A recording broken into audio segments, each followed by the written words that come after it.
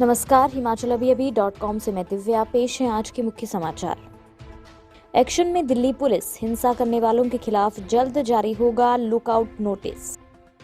दीप सिद्धू ने Facebook live होकर किसान नेताओं को दी चेतावनी, बोले मैंने राज खोले तो भागने का रास्ता नहीं मिलेगा। महाराष्ट्र कर्नाटक के बीच एक दशक पुराने सीमा विवाद ने फिर पकड़ा तूल, मुंबई को केंद्र शासित प्रदेश बनाने की मांग। कानपुर देहात में परिवार समेत आत्मदाह का प्रयास, बीजेपी नेता पर जमीन हड़पने का आरोप। भारतीय रेलवे ने शुरू की नई सुविधा, अब घर से सीधे ट्रेन की बर्थ पर पहुंचेगा सामान। विजिलेंस ने सरकार से मांगी आईएएस अधिकारी के खिलाफ जांच की अनुमति। हिमाचल में क्लस्टर स्कूल बनाने की प्रक्रिया शुरू, शिक्षा विभाग ने मांगी रिपोर्ट। अब समाचार विस्तार से। आपके स्वास्थ्य का प्रहरी, श्री बालाजी हॉस्पिटल, कांगड़ा, हिमाचल।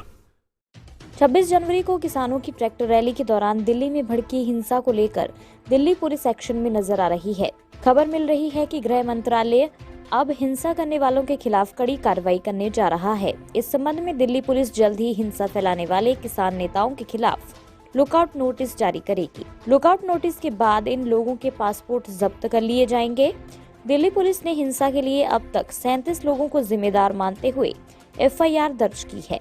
इतना ही नहीं, दिल्ली पुलिस ने 20 से ज्यादा किसान नेताओं को नोटिस भी दिया है, जिसमें योगेंद्र यादव, बलदेव सिंह सिरसा और राजेवाल के नाम शामिल हैं। इन सब नेताओं से 3 दिन में जवाब मांगा है, क्योंकि इन लोगों ने एग्रीमेंट के बाद सारे रूल्स को तोड़ा। नोटिस में इन नेताओं से पूछा गया है कि क्यों आपके खिलाफ एक्शन ना लिया जाए।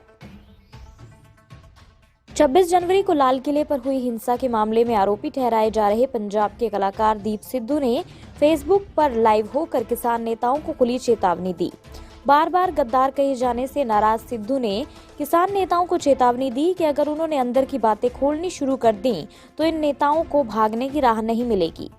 फेसबुक पर लाइव होकर दीप ने कहा कि उनके बारे में कई बातें कही जा रही हैं। ऐसे में वक्त आ गया है कि कुछ बातें स्पष्ट कर दी जाएं। लाल किले पर झंडा लगाने के मामले में दीप ने कहा कि युवाओं को दिल्ली में ट्रैक्टर मार्च की बात कहकर बुलाया गया था। बाद में किसान नेताओं ने दिल्ली में तय रूट पर परेड की बात कह दी। युवाओं ने इस पर रोष जाहिर किया तो किसान नेता वहां से किनारा कर गए। महाराष्ट्र और कर्नाटक के बीच चल रहा एक दशक पुराना सीमा विवाद एक बार फिर तूल पकड़ लिया है। महाराष्ट्र के सीएम उद्धव ठाकरे ने बुधवार को एक पुस्तक विमोचन कार्यक्रम में कहा कि जब तक दोनों राज्यों के बीच सीमा विवाद का निपटारा नहीं हो जाता, तब तक विवादित हिस्से को केंद्र शासित प्रदेश बना दिया जाना चाहिए।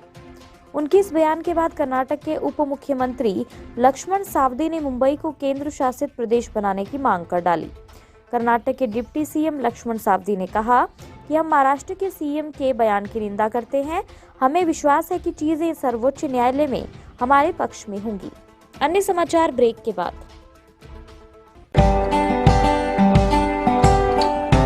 Shri Balaji multi speciality hospital Kangra, जहां आपको एक ही छत के नीचे मिले बेहतरीन चिकित्सा सुविधाएं, cardiology, laparoscopic, general surgery, euro surgery, orthopaedics, paediatric, radio diagnosis, urology, gastroenterology, ophthalmology, pathology, medicine, anaesthesia और डेंटल जैसी अत्याधुनिक और बेहतरीन चिकित्सा सुविधाएं, 24 घंटे इमरजेंसी सुविधा, 9 बेड के साथ critical care unit, cardiac monitor और डिफिब्रिलेटर्स, सेंट्रल ऑक्सीजन लाइन और वेंटिलेटर सुविधा।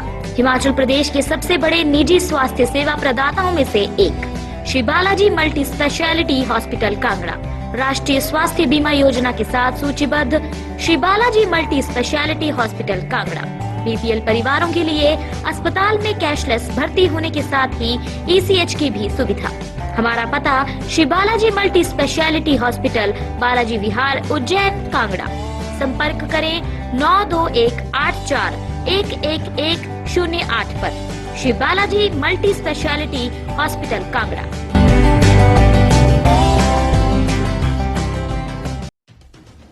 कानपुर देहात में गुरुवार सुबह मूसानगर में परिवार समेत आत्मदाह के प्रयास का मामला सामने आया है। इस घटना से क्षेत्र में हड़कंप मच गया।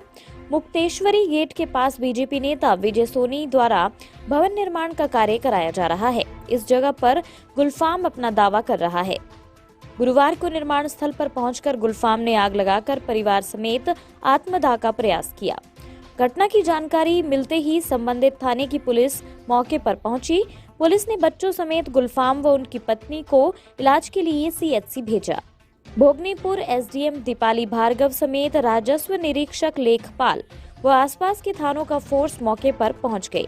झुलसे लोगों का हाल लेने एसपी केशव कुमार चौधरी व सीडीओ सौम्या पांडे जिला अस्पताल पहुंची।